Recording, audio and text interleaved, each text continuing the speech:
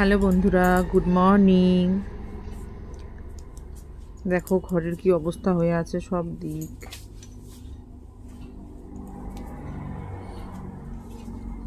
ঘরগুলো আগে গুছিয়ে নিই।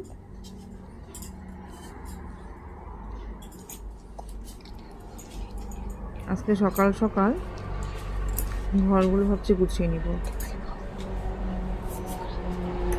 এখন অনেক সকাল, 6টার মতো বাজে। বাইরে কি অন্ধকার, কুয়াশা।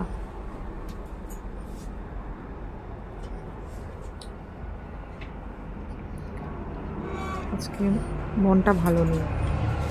ছোটো থেকে শুনে আসতাম মেয়েরা প্রতিষ্ঠিত হলে নাকি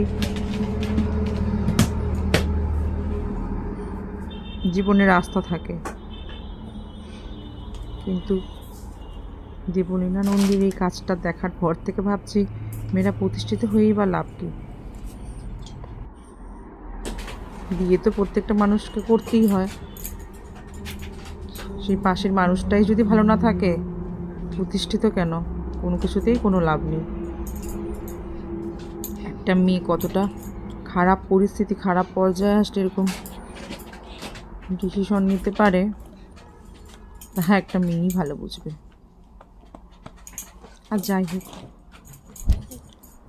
বেঁচে আছে, ভালো হয়ে উঠুক, সুস্থ হয়ে উঠুক, এটাই কাম্য। আর কি বলতে পারি? তবুও মেয়েদের প্রতিষ্ঠিত হওয়া দরকার, নাহলে আজকে দেবলীনা নন্দী এত প্রতিষ্ঠিত জন্যই হয়তো বেঁচে গেছে। যদি প্রতিষ্ঠিত না হয় তাহলে হয়তো বেঁচে থাকবে না। বেঁচে থাকতে গেলে টাকাটা তো দরকার না?